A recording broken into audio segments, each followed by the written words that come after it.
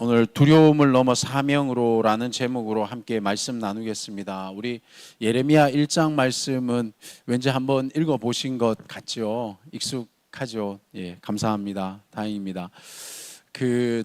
참 어려운 성경을 우리가 계속해서 넘어가고 있습니다. 에스겔 다가오는 예레미야 애가도 그렇고 에스겔도 그렇고 쉽지 않은 본문이지만 그러나 우리 대응 공동체가 이렇게 한 장 한 장 성경을 읽는 힘이 우리 공동체의 또 힘이다 그렇게 믿고 있습니다. 그렇지요? 네. 그래서 지금 공동체 성경 읽기 PRS도 너무 열심히 해주고 계시지 않습니까? 지금 제가 조회수를 살펴보니까 1000회가 넘어가더라고요. 굉장하죠. 예.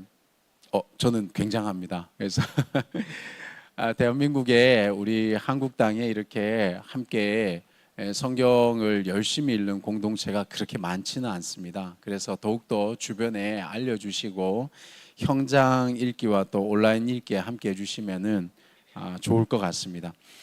예레미야 1장 1절에서 3절까지 한번 보시면요. 예레미야의 출신이 소개되어지고 있습니다. 1절에 베냐민 땅 아나돗의 제사장들 중 힐기야의 아들 예레미야. 어느 땅에 태어났다고 합니까? 베냐민 땅에 아나돗이라고 하는 땅이 있죠. 그렇습니다. 거기에 누구의 신분이 나오죠? 제사장들 중에 힐기야의 아들 누구라고요? 그렇습니다. 예레미야라고 합니다. 이게 이르메야후라고 하는 이제 이 사람이 원래 발음되는 이름이 있는데, 근데 그가 언제 다스렸냐면 2절 3절입니다. 아몬의 아들 유다 왕 요시야 때부터 요시야, 요호아스, 요호야김, 시드기야 이렇게 이제 왕이 넘어가거든요. 그런데 요호아하스, 요호야기는 실제로는 몇 달밖에 통치를 못합니다. 약 3개월 통치하거든요. 이름이 생략됩니다. 그래서 여기 요시야부터 3절에 보시면은 요호야김, 시드기야 이렇게. 그러니까 이 시기가 어떤 시기냐면 이스라엘이 2번 공격을 받습니다. 북쪽으로부터 공격을 받는데 그 나라 첫 번째 나라가 아수르라고 하는 나라입니다. 그게 약 이제 721년 정도 됩니다. 그 이후에 200년 정도 지나면 바벨론으로부터 아수르가 멸망하는 시점에 바벨론이라는 나라가 일어납니다. 그 나라에게 또다시 공격을 당해서 멸망하게 됩니다. 그러니까 예레미야의 활동 배경은 바로 멸망하기 직전으로 보고 있습니다. 그 근거가 여기에서 보여지는 거죠. 4절에 여호와의 말씀이 이제 예레미야에게 임하는데요. 우리 이사야 6장도 그렇고 오늘 보시는 이 예레미야 1장도 그렇고 이런 것을 우리가 소명장이라고 표현을 합니다. 은혜가 넘치는 장이거든요. 한번 보시겠습니까? 여호와의 말씀이 내게 임하여 이르시되 내가 너를, 예레미야겠죠, 모태에 짓기 전에 너를 알았고 내가 배에서 나오기 전에 너를 성별하였고 너를 여러 나라의 선지자로 세웠노라 하시기로. 예레미야의 소명이 있는데요. 이스라엘의 사명자, 예언자일 뿐만 아니라 오늘 5절을 보니까 여러 나라의 선지자 이렇게 표현한 걸로 봐서 예레미야는 열방이라고 표현을 합니다. 여러 나라들을 열방의 선지자로도 부름을 받은 겁니다. 그런데 6절에 예레미야가 이렇게 표현을 합니다. 슬프도소이다 주 여호와여 보소서 나는, 같이 한번 읽어볼까요? 아히라, 말할 줄을 알지 못하나이다. 이 많이 본 장면이죠. 모세를 불렀을 때도 모세가 뭐라고 얘기합니까? 나는, 그렇죠, 말이 둔하다 이렇게 표현을 하죠. 실제로 또 뭐 사울 같은 경우에도 부름 받았을 때 자기는 작다 이런 표현을 했죠. 이 아이라는 것은 그렇게 작다 이렇게 보셔도 되고요. 이 본문상에서는 나는 그런 지위가 없습니다라고 이제 스스로를 낮춰 부르고 있습니다. 이 낮춰 부르는 것이 어디에서 드러나냐면요. 6절에 보시면 주 여호와여 이렇게 표현을 하죠. 여호와라는 것은 야훼, 이게 하나님의 이름을 여호와라고 표현을 합니다.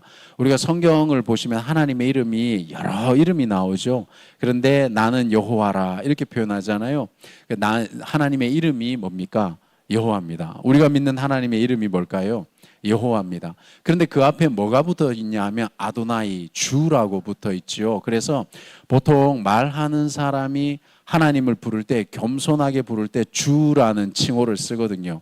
그래서 주 여호와여 이렇게 표현을 하면 실은 이 예레미야가 하나님 앞에 겸손하게 엎드려서 지금 하나님의 이름을 부르고 있는 장면이라고 보셔도 거의 틀림이 없습니다. 그 장면이 신명기에도 동일하게 나오거든요. 그래서 이제 스스로 나는 아이라는 거죠. 예, 스스로 낮춰서 부르고 있습니다. 7절에 여호와께서 내게 이르시되 너는 아이라 말하지 말고 내가 너를 누구에게 보내든지 너는 가며 내가 내게 무엇을 명령하든지 너는 말할지니라. 너는 그들 때문에 두려워하지 말라. 내가 너와 함께하여 너를 구원하리라. 나 여호와의 말이니라 하시고 아멘입니다. 근데 사랑하는 성도님들, 예레미야를 여러 번 읽어보신 분들은 알겠지만 예레미야가 이 사명을 받고 감당한 사역의 삶은 녹록하지가 않습니다. 벌거벗기도 하고 미친 사람처럼 보여지기도 하고, 실은 이 예레미야는 우리가 잘 아시다시피 눈물의 선지자라고 표현을 하잖아요. 예레미야의 이 메시지의 특징이 뭐냐면 시각적으로 보여지는 그 행동들에 있었거든요. 그러니까 예레미야는 소명을 받고 말만 하고 다니는 사람이 아니라 그 삶이 아주 힘들고 척박하고 그런 모습을 보여줬던 사람이에요. 그런데 그런 예레미야에게 하나님께서 크게 위로가 되지 않는 말씀을 지금 하시는 거예요. 가라. 한 가지 약속해 주는 건 뭡니까? 8절입니다. 내가 너와 함께 하여, 이렇게 표현하시는 거죠. 사랑하는 성도님들, 이게 예레미야는 앞에 일이 어떻게 진행될지 알았을까요? 그건 잘 모르겠습니다만은 예레미야의 운명은 실제로 하나님이 함께 해 주신다라는 것, 이거 외에는 보장이 없는 겁니다. 힘든 그런 길인데 하나님은 내가 너와 함께 하겠다라는 약속을 해주시는 거죠. 그러면 이게 실제로 예레미야뿐만 아니라 오늘 이 예레미야서를 읽고 있는 우리에게도 무엇이 가장 중요한 약속이며, 또 때로는 다르게 생각하면 환경을 넘어설 수 있는 것은 어떤 것일까라는 것을 생각해 볼 수 있는 대면이 바로 이 8절인 겁니다. 그리고 그들을 두려워하지 말라고 했잖아요. 이 그들이 누구일까요? 뒷부분에 가서 말씀을 드리겠습니다. 저희가 이제 성경을 읽을 때 이런 대면들을 하나하나씩 잘 확인을 하시면 성경 읽기에 더 이렇게 정확하고 또 우리가 적용하기에 더 정확해질 수 있다고 생각을 하거든요. 근데 이런 내용들을 그냥 하나하나씩 느낌만 가지고 넘어가 버리시면 성경의 내용들은 다른데 우리가 보는 항상 적용하거나 이런 것들은 같아질 가능성이 높아져요. 그래서 본문은 달라지는데 제목하고 내용하고 비슷해지는 겁니다. 그래서 그렇게 되지 않기 위해서는 저희가 여기 있는 것들을 좀 잘 살펴볼 필요가 있겠죠. 그럼 한번 살펴보겠습니다. 근데 9절에 보시면 여호와께서 그의 손을 내밀어 내 입에 대시며 여호와께서 내게 말 이르시되 보라 내가 내 말을 내 입에 두었노라. 어떤 말을 두셨을까요? 보라 내가 오늘 너를 여러 나라와 여러 왕국 위에 세워 내가 그것들을 뽑고 파괴하며 파멸하고 넘어뜨리며 건설하고 심게 하였느니라. 아멘. 예레미야의 메시지는 이겁니다. 심판과 회복을 동시에 주시는 말씀인 거죠. 너무 유명한 말씀 아닙니까? 10절입니다. 거기 다시 한번 보시면 함께 읽어보실까요? 보라 내가 오늘 너를 여러 나라와 여러 왕국 위에 세워 내가 그것들을 뽑고 파괴하며 파멸하고 넘어뜨리며 건설하고 심게 하였느니라 하시니라. 아멘입니다. 우리 마가복음 2장에 보시면 예수님께서 오셨을 때도 마찬가지입니다만은 하나님의 말씀을 우리의 입에 주셨는데 우리의 삶도 마찬가지입니다. 무너져야 새롭게 세워지고 파멸되어야 다시 건설이 되어지고, 그러니 예수님께서 마가복음 2장에 보시면은 새 포도주는 새 부대에라고 말씀을 하시지 않습니까? 무너져야 파멸되어야 새롭게 심겨지고 새롭게 건설되어지고, 그 신앙에 있어서도 이런 모습이 보여지는 거죠. 11절입니다. 여호와의 말씀이 또 내게 임하니라. 이르시되 예레미야야 내가 무엇을 보느냐 하시매 내가 대답하되 내가 살구나무 가지를 보나이다. 여호와께서 내게 이르시되 내가 잘 보았도다. 이는 내가 내 말을 지켜. 이 말은 어떤 말입니까? 조금 전에 9절에 보면 말을 입에 주셨죠. 하나님의 말씀을 얘기하는 거죠. 그것을 지켜 그대로 이루려 함이니라 하시니라. 그러니까 하나님이 주시는 최대의 약속은 말씀을 지키시겠다는 겁니다. 믿으시면 아멘입니다. 그래서 저희가 말씀을 받아야 되고 말씀이 중요한 줄로 믿습니다. 모든 환경 속에서 결국 저희가 하나님의 말씀 붙들고 살아가는 줄로 믿습니다. 그런데 여기 재밌는 장면이 나오죠. 뭘 보느냐라고 하니까 뭘 봤다 그러죠? 살구나무. 이게 헬라 히브리어로는 샤케드라는 단어입니다. 살구나무를 봤다는 거예요. 그런데 그래서 잘 봤다고 칭찬하신 여호와께서 뭐라고 대답하십니까? 내 말을 지켜 그대로 이루게. 지켜보고 쇼케드 이런 뜻입니다. 그러니까 이거는 언어 유희라고 하는 겁니다. 네가 뭘 봤니? 샤케드. 내가 네가 본 것을 지켜보겠다. 하나님께서 쇼케드, 샤케드, 쇼케드 느낌 비슷하죠? 그 히브리의 자음이 똑같거든요. 그 얘기는 뭐냐 하면 성도님들 이런 일 있으시죠? 그 얼마 전에 저희 아들하고 같이 제가 이렇게 지나가다가 이 동네 아파트 요즘에 막 건설 너무 많이 되고 있잖아요. 그래서 아파트가 지어진다는 것은 거기 있던 옛날 건물들이 허물어지는 거잖아요. 그러니까 저희 아들이 그런 얘기를 하더라고요. 이 아파트가 생겨서 슬프다라고 표현을 하더라고요. 그래서 저는 이제 대학교 때 제가 도시공학을 공부했기 때문에 이 마을 지구 단위로 이렇게 계획하고 이런 것들을 공부했거든요. 너무 좋아했어요. 그래서 제일 좋아했던 게 골목이거든요. 골목을 왜 좋아하냐면 골목을 들어가면 이거 무슨 귀신 나오는 건 아닙니다. 그런데 다 그런 기억이 있으시죠? 고향에 들어가서 그 동구박이라 그래야 되나? 그 마을에 어귀에 탁 들어가면 세월이 지나고 사람은 없고 환경은 바뀌었지만 거기 이렇게 막 이렇게 옛날 기억들이 뛰어다니고 막 이러지 않습니까? 이미지가 왔다 갔다 하잖아요. 이제 예레미야는 살구나무를 볼 때마다 하나님께서 그 말을 지키시는구나. 샤케드, 쇼케드. 그 말씀인 거죠. 네 잘 봤다. 네가 이것을 볼 때마다 내가 내 말을 지킨다. 지켜보고 있다. 이렇게 기억되지 않겠습니까? 우리 사랑하는 성도님들께서 받은 은혜 기억나시죠? 이미지가 떠오를 때마다 그렇지. 하나님이 나를 지켜보고 계시지. 하나님 나를 내게 말씀 주셨지. 지금 환경은 바뀌지 않았지만 그 하나님이 바뀌셨습니까? 아니지. 쇼케드 지켜보고 계시지. 샤케드, 쇼케드, 살구나무죠. 샤케드, 살구나무 지켜보고 계시지. 할렐루야.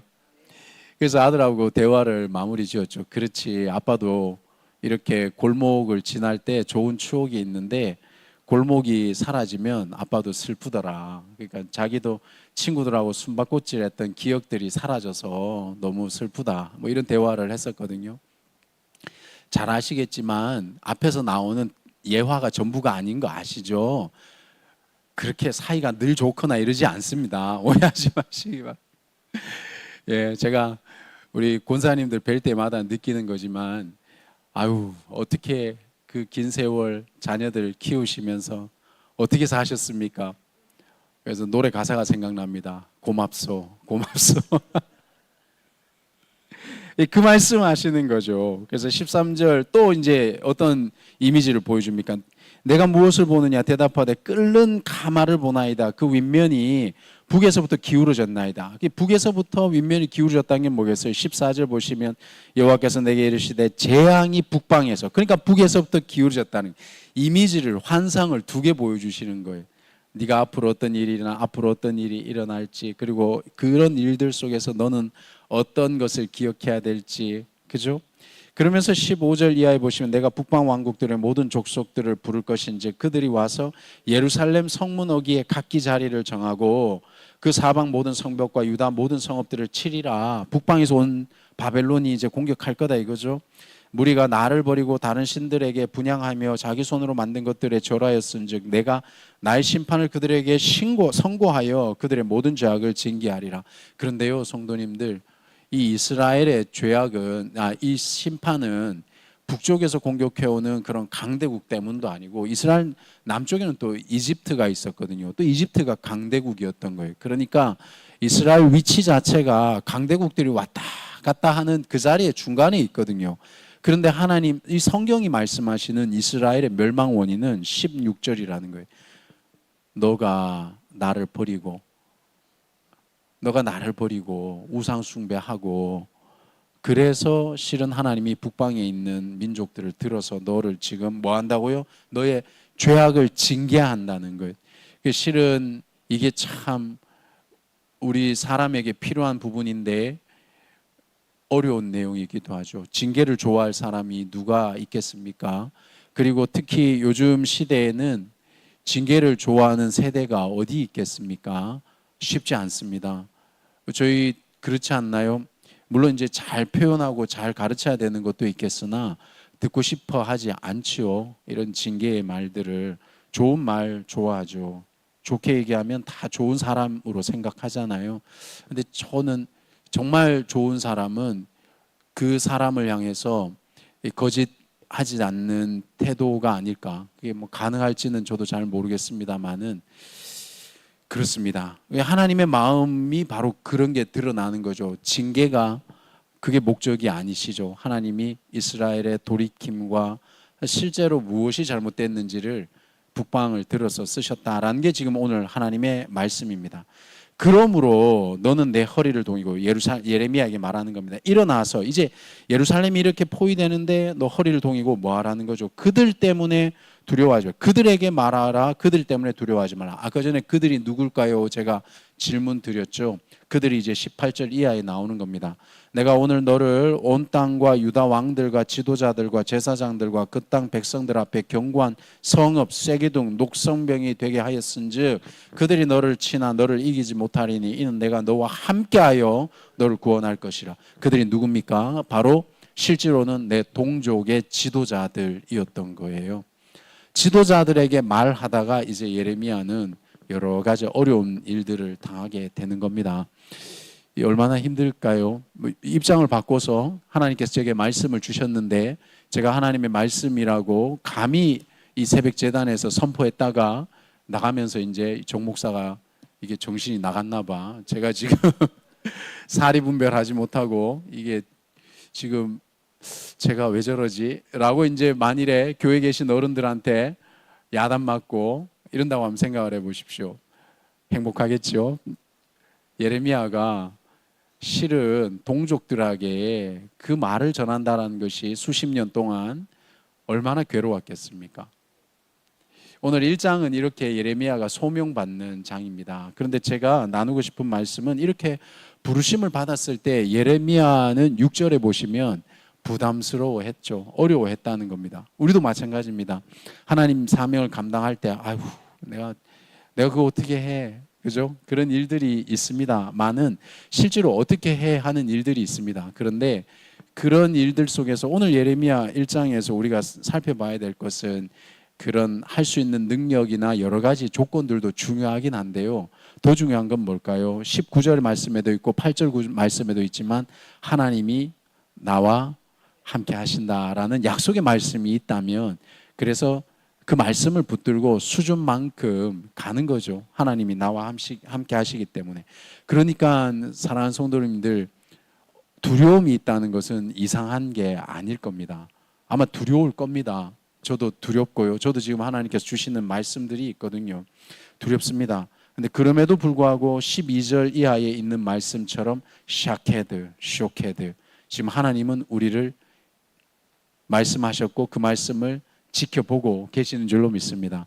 그래서 오늘 두려움을 넘어서 이 지켜보시는 하나님과 동행함으로 그 동행하는 것이 결국엔 사명으로 나아가는 길인 줄로 믿습니다. 승리하십시오. 기도하겠습니다.